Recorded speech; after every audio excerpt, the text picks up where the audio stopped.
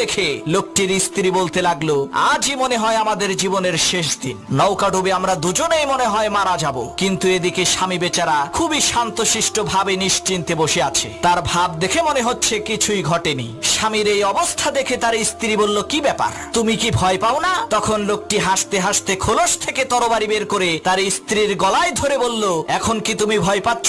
তখন তার স্ত্রী বলল, কি বোকার মতো কথা বলো, ভয় পাবো কেন? তরবারিটা তো তোমার হাতে, আর আমি জানি তুমি আমাকে অনেক ভালোবাসো। তখন সেই লোকটি বলল, ঠিক একই ভাবে এই ঝড় তুফান সবকিছুই আল্লাহর হাতে, আর আমি জানি আমার আল্লাহ আমাদেরকে অনেক ভালোবাসেন। আমার এই তরবারির নিচে তুমি যেমন নিরাপদ, ঠিক একই ভাবে মহান আল্লাহ তাআলার দেওয়া এই ঝড় তুফানের মাঝেও আমরা তেমনি নিরাপদ।